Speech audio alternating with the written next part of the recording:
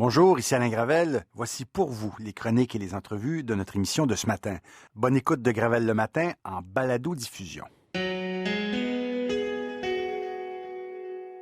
Voilà, en Corse ce matin, parler à notre ami animateur de la matinale à France Bleu, Corse à Bastia, Jean-Michel Fraticelli. Bonjour, Monsieur Fraticelli. Bonjour, Monsieur Gravel. Donc, ouverture, faites-nous un peu rêver, ouverture de la saison touristique en Corse. En meilleure période, là, c'est pas mal avril-mai pour la Corse. C'est très très bien. Bon, l'eau est encore un peu fraîche pour nous parce qu'elle est à 16 degrés, mais il y a des personnes qui viennent notamment de Bretagne ou du nord de la France qui la trouvent tout à fait agréable. Nous, on va attendre qu'elle soit 22-23 quand même pour nous baigner, mais autrement, il commence à y avoir du monde, d'autant qu'il y a les vacances scolaires sur le continent en France qui ont commencé selon les zones, et ce qui fait qu'il y a beaucoup de gens qui viennent avec des enfants et qui s'amusent dans l'eau. Nous, on les regarde quand même, mais on ne se baigne pas encore. Ouais, bon, la température, là, elle est de 22 degrés. Beaucoup de Québécois qui viennent vous visiter? Assez peu de Québécois qui viennent nous visiter, quelques-uns de temps à autre, mais c'est vrai que ça fait un peu loin pour vous. Oui, mais on en parle beaucoup quand même. Les gens qui ont été en Corse ici gardent un vif et très beau souvenir, normalement, de la Corse. En général, les gens gardent de très bons souvenirs de la Corse, de leur passage en Corse, et quelle que soit la saison à laquelle ils viennent. Lorsqu'ils viennent maintenant au printemps, par exemple, on a des journées absolument radieuses, il fait très très beau, il fait pas trop chaud non plus, c'est très bien pour les personnes âgées qui craignent la chaleur, parce qu'au mois de juillet, au mois d'août, il fait vraiment très chaud. On a régulièrement le thermomètre qui dépasse les 30 degrés, donc même avec les personnes qui ont des enfants en bas âge, c'est plus pratique en cette saison, ou en arrière-saison, le mois de septembre est absolument sublime. Ouais, des gens me disent, des amis cyclistes qui me disent que c'est un beau défi, la Corse, que c'est magnifique. L'été, c'est un peu chaud cependant pour faire du vélo. Est-ce qu'ils ont raison ou... Oui, ils ont tout à fait raison, effectivement. Il y a beaucoup de cyclotouristes qui viennent avant saison et après saison, c'est-à-dire avant les grosses chaleurs et après les grosses chaleurs. D'accord. Sinon, vous nous parliez de juste avant Noël, de ce qui se mange en Corse pour la période des fêtes. On approche de Pâques. Quelles sont les habitudes culinaires? Il y a des spécialités pâtissières, si vous voulez, qui sont différentes selon les régions. Et autrement, le véritable repas de Pâques traditionnel, à Noël, je vous parlais du cabri, à Pâques, c'est l'agneau pascal, mais bon, ça n'est pas qu'en Corse, puisque c'est une vieille tradition. Mais l'agneau, les agneaux de lait, chez nous, on le fait soit au four, soit en sauce, et c'est une vraie tradition pascale. Est-ce que c'est encore bien suivi, Pâques? Énormément. Oui. On a des processions le soir du Vendredi Saint qui sont absolument magnifiques. On a notamment à Sartène, c'est la plus connue, et c'est également la plus ancienne qui ne s'est jamais arrêtée. Elle date du XVIe siècle, et c'est un pénitent qui refait le chemin de croix. Alors il fait ce chemin de croix sur 1,8 km. Ça se passe à Sartène. C'est vraiment ça attire énormément de touristes. D'ailleurs, c'est presque même devenu trop touristique. C'est un pénitent dont personne ne connaît l'identité à part le prieur du couvent de Sartène. Il rentre dans ce couvent 2 jours avant pour expier ses péchés, et il fait, habillé tout en rouge, il fait son chemin de croix. Donc je vous disais sur 1,8 km, en passant par des escaliers, choses comme ça. Il porte une croix qui fait 37 kilos et il traîne à son pied une chaîne qui fait 17 kilos. Wow.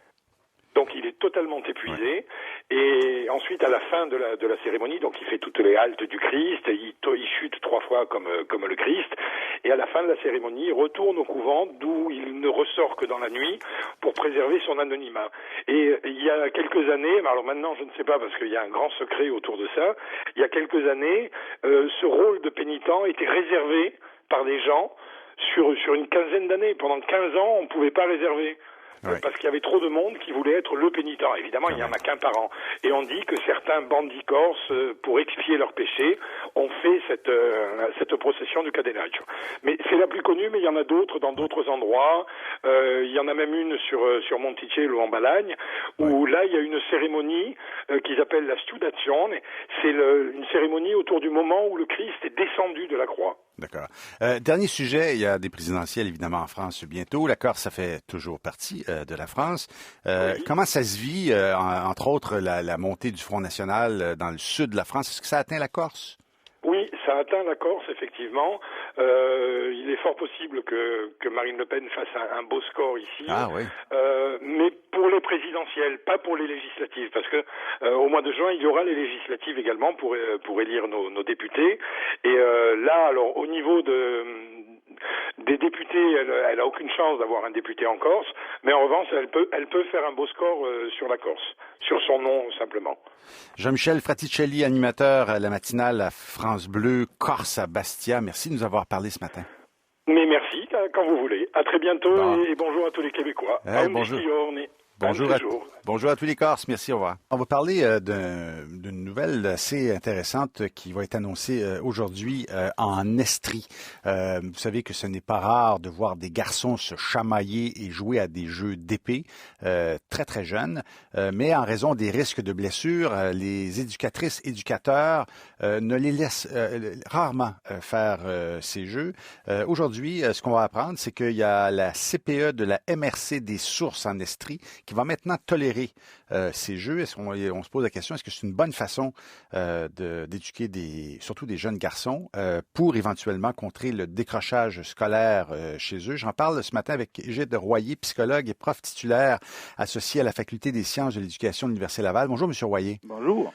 Avant de parler de cette initiative, c'est quoi le taux de décrochage chez les garçons par rapport aux filles? C'est plus important, hein? Bon an, mal an, si on compte uniquement la situation des gens qui sortent de l'école, qui décrochent sans diplôme, c'est environ 24-25% chez les garçons, environ 13 à 15% chez les filles. Donc, il y a un écart qui existe, entre autres, au Québec depuis un bon bout de temps. D'accord. Vous avez lu la nouvelle concernant cette initiative donc de la MRC des Sources en Estrie. Est-ce que c'est une bonne idée? C'est une très bonne idée. Moi, j'ai reçu le document la semaine passée. Je l'ai lu et après l'avoir lu, j'ai communiqué directement avec les auteurs, d'ailleurs. Vous savez, on parlait des batailles tout à l'heure, là. Les garçons aiment les super-héros, là, mais les super-héros, ça ne fait pas que se battre, comme le dit le document. Les super-héros, ça sauve le monde aussi. Et le document est très bien fait et très concret, bien documenté, sur le fait que pour valoriser justement l'égalité garçons et filles, il faut tenir compte aussi des différences qui existent et des besoins particuliers des filles et des garçons.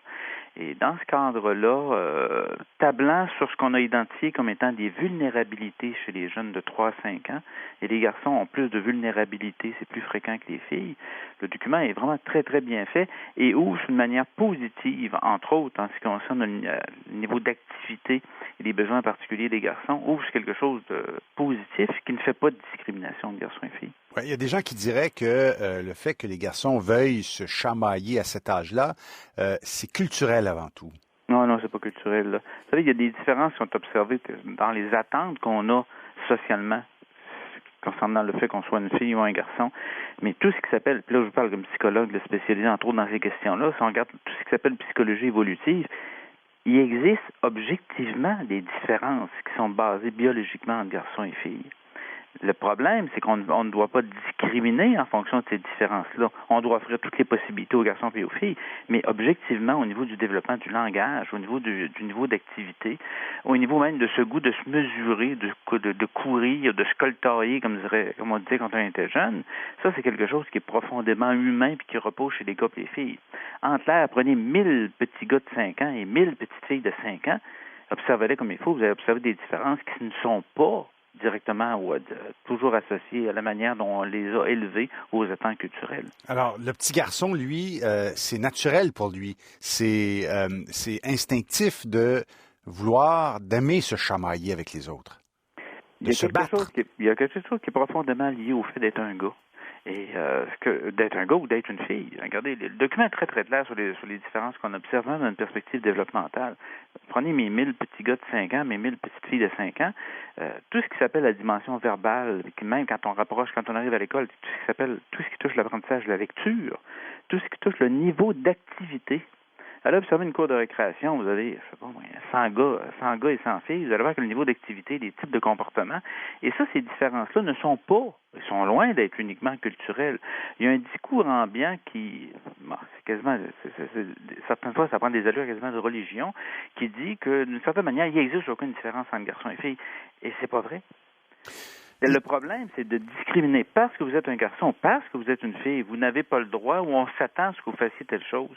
Mais lorsqu'on tient compte de ces différences-là, puis qu'on tient compte de tous les petits gars, en termes autant filles que gars, des individus ou des enfants qu'on a devant soi, puis qu'on tient compte de leurs besoins, ben là, c'est plus une question de faire différence garçons et filles, c'est une question de répondre aux besoins. D'accord. Il est où le lien entre laisser les petits garçons faire ces jeux de combat et d'une stratégie pour contrer le décrochage scolaire? Oui, regardez, dans les recommandations que les autres font, là, il y en a 4 principales, c'est assez clair. Enrichir les activités qui touchent la lecture, tenir compte des intérêts des gars, être capable d'encourir, de supporter tout ce qui touche les défis, là, puis l'idée de prendre des risques adaptés à son âge, parce que les gars sont plus risqueux que les filles, globalement dans cet âge-là par rapport au type de jeu qu'ils peuvent faire.